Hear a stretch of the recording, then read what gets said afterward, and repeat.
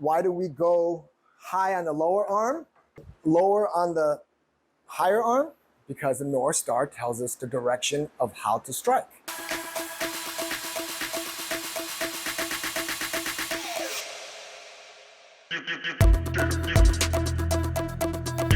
We're here, we've then gone, okay? All right, so now why is it that, well, first it's this, right? Okay, and then why is it that my next strike is this one? But when versus if I'm coming from this side and I do this, why is this one this one? Good, okay, good. The first thing is, we have to understand the dummy structure, okay? There is two arms. And what you just said, is it a right arm or a left arm? It could be anyway. It could be, this is the left arm, okay? I mean the right arm, sorry. This is the left arm, right? It could be this and it could be this, all right? So the first thing to understand is this one's higher than this one, okay? And the reason why, right, as typically as someone throws a punch, and most people are right-handed, right? The vast majority of people, I don't know what the exact statistics, 70, 80%, maybe more, I don't know. But it's pretty high, it's very high. They're right-handed, so when I go to throw a punch, right, I typically duck the front and then I throw, and this one's on top. It's not below, it's like this, unless I'm going for a low shot. A normal shot, I'm like this. So this arm, or you look at my shoulder, is higher than this shoulder, see? Higher shoulder, okay?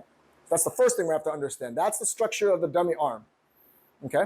So now we're just gonna talk about if one is higher than the other. You know, there's a lot of ways to dissect it, but we're just gonna talk about that one piece. If you're enjoying the content, if you do, please like and subscribe, it'd be very much appreciated. Also, if you're looking for some custom designed Energy Wing Chun t-shirts, please click in the description below. Thank you again, and back to the video. We're just making an example, right? This doesn't mean that this will happen like this. It likely probably will never happen like this, but you're gonna have to see it to understand why and then what the concept is, okay? All right, so I'm gonna do it one more time. I'm gonna throw straight, across, boom, right?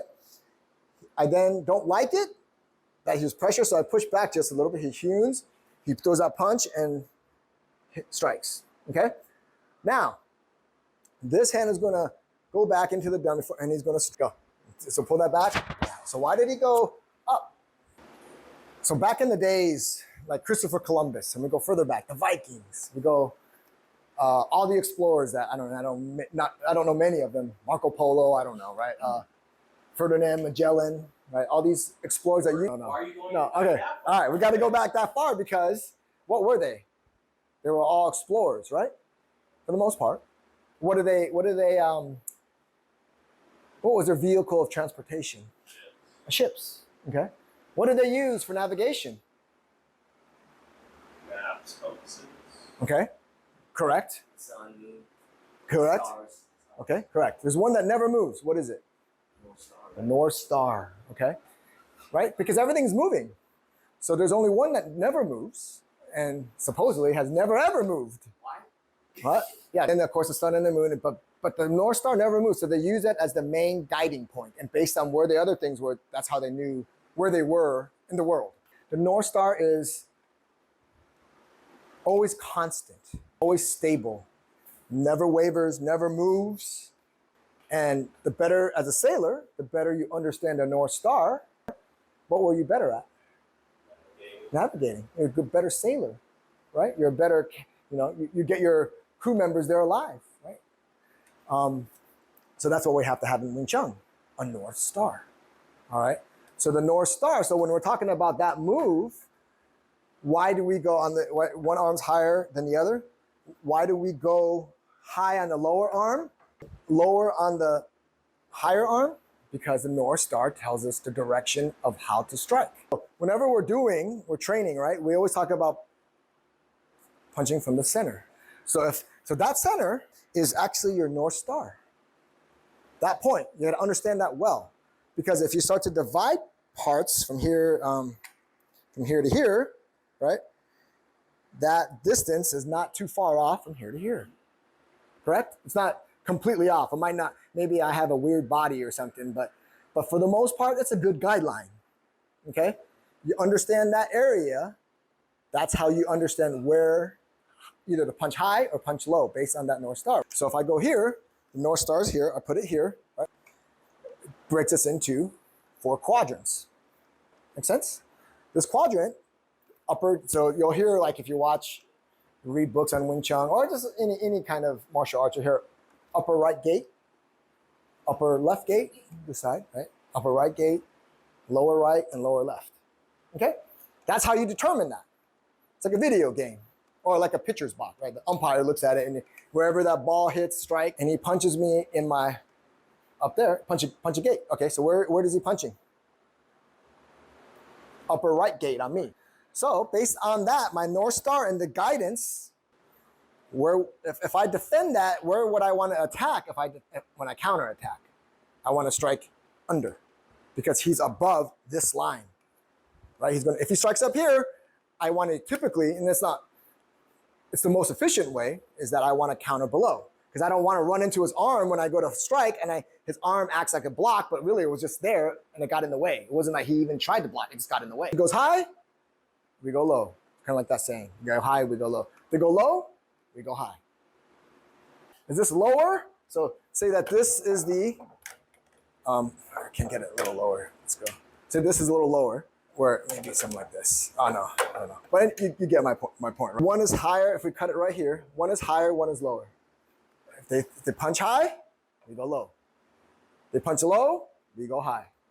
Based on the North Star, all right? So everything we've been doing, Silam Tao, drills, even the dummy, you're trying to understand that North Star. The better you understand that, the better navigator you become.